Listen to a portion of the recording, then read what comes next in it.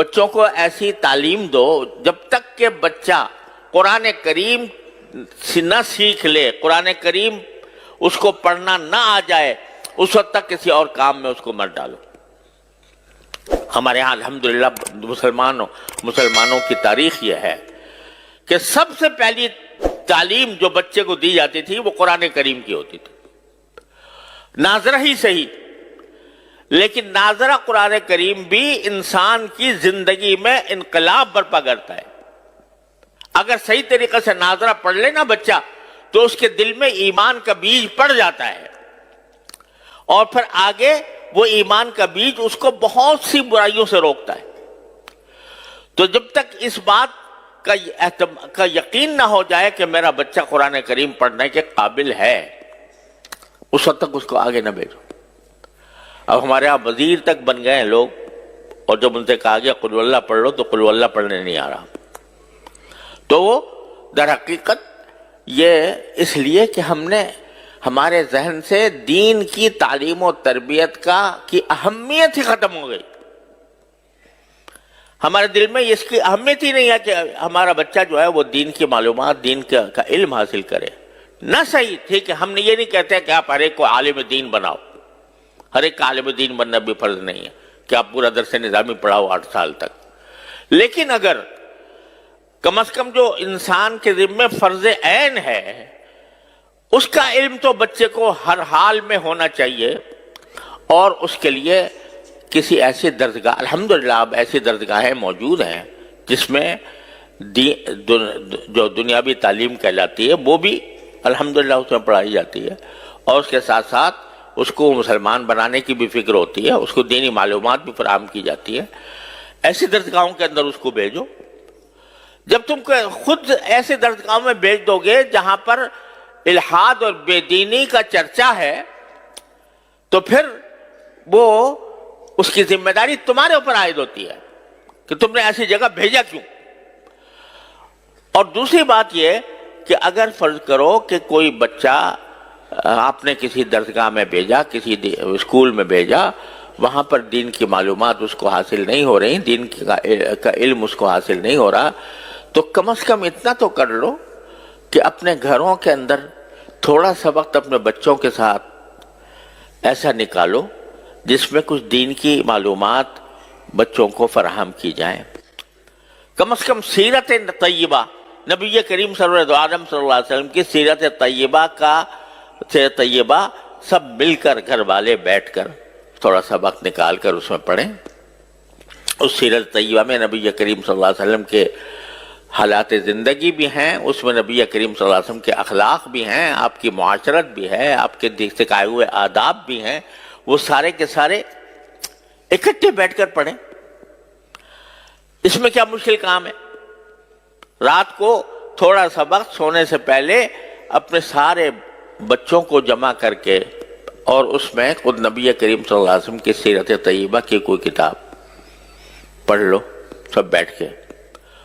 اور اس کے اندر نبی کریم صلی اللہ علیہ وسلم کی سنتیں بھی اس میں بیان ہوں گی۔ ایک کتاب ہے اسوہ رسول اکرم صلی اللہ علیہ وسلم، میرے شیخ حضرت عارفی قدس اللہ تعالیٰ سرہ کی کتاب ہے، وہ سامنے رکھ لو، اس کو تھوڑا تھوڑا کر کے پڑھو اور سب اس کو سنیں، اس کو سمجھے، تو کم از کم گھر کے ماحول کے اندر ایک ایسا مدرسہ قائم ہو جائے گا، اور یہ اصل مدرسہ ہے۔ نبی کریم صلی اللہ علیہ وسلم کے عہد مبارک میں کوئی باقاعدہ مدرسہ نہیں ہوتا تھا، صفہ تھا جس میں صحابہ کرام مختلف علاقوں سے آ کے تھوڑے سے پڑھ گئے تھے، وہ انہوں نے تو اپنے آپ کو خاص کر لیا تھا اس کے لیے، لیکن ہر صحابی کا اپنا گھر خود مدرسہ تھا دین کا۔ ہر صحابی کے گھر میں تذکرے نبی کریم صلی اللہ علیہ وسلم کی سنت کے ہوتے تھے، آپ کی سیرت کے ہوتے تھے، اس کے نتیجے میں جو اولاد پیدا ہو رہی تھی وہ اولاد بھی سیرت اور سنت کے سانچے میں ڈلی ہوئی تھی۔ اس میں کیا مشکل کام ہے؟ میں کہتا ہوں 15 منٹ نکال لو، صرف 15 منٹ روزانہ، اور اس میں نبی کریم سرور عالم صلی اللہ علیہ وسلم کی سیرت طیبہ پر مشتمل کوئی کتاب پڑھی جائے، اور پڑھ کر بچوں کو اس کا اس کا علم دیا جائے سیرت طیبہ کا، اور پھر سیرت طیبہ کے ساتھ جو بنیادی ضروریات ہیں دین کی، وضو کے احکام، نماز کے احکام وغیرہ وغیرہ، اور اخلاق، آداب، کس چیز کے کیا ادب ہے، کھانے کا کیا ادب ہے، سونے کا کیا ادب ہے، بازار جانے کا کیا ادب ہے، خرید و فروخت کا کیا ادب ہے، یہ ساری باتیں رفتہ رفتہ روزانہ کر کے اگر 15 منٹ بھی روزانہ ہر انسان، ہر مسلمان نکال لے اور اپنے اولاد کی اس طرح تربیت کرنے کی فکر کرے تو انشاءاللہ اللہ تعالیٰ کی رحمت سے ایک انقلاب آ جائے گا۔ لیکن چونکہ فکر نہیں تو اس کی وجہ سے یہ چھوٹا سا کام بھی نہیں ہو پا رہا،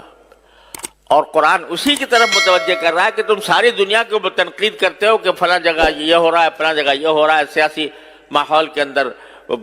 بے چینی ہے، اضطراب ہے، انتشار ہے، لڑائیاں ہیں، جھگڑے ہیں، تنازعات ہیں، ان سب کی شکایت تو کرتے ہو، لیکن خود اپنی طرف متوجہ ہو کر نہیں دیکھتے کہ تمہارے ہاں کیا کمی ہے۔ اگر تم فرض کرو کہ مکمل طور پر اسلامی احکام پر عمل کر رہے ہو، لیکن تمہاری اولاد اور تمہارے گھر والے دوسری طرف جا رہے ہیں، اس کی ذمہ داری بھی تمہارے اوپر عائد ہوتی ہے۔ اپنی فکر کرو، اور اس کا ایک آسان راستہ میں آپ حضرات کی خدمت میں عرض کر رہا ہوں کہ 15 منٹ نکال لو روزانہ رات کو، اور اپنے گھر والوں کو جمع کر کے اس میں سیرت طیبہ اور احکام شریعت کی کتاب حضرت حکیم محمد مولانا تھانوی رحمۃ اللہ علیہ کی حیات المسلمین ہے مثلا، وہ پڑھ کے، بہت آسان کتاب ہے، آسانی کے ساتھ پڑھی جا سکتی ہے، وہ پڑھ کے سب کے سامنے پڑھی جائے تو انشاءاللہ اس سے ایک ماحول پیدا ہوگا اور اصلاح کی طرف ایک پیش قدمی ہوگی۔ اللہ تبارک و تعالیٰ اپنے فضل و کرم سے ہم سب کو اس کی توفیق عطا فرمائے۔ وآخر دعوانا الحمدللہ رب العالمین۔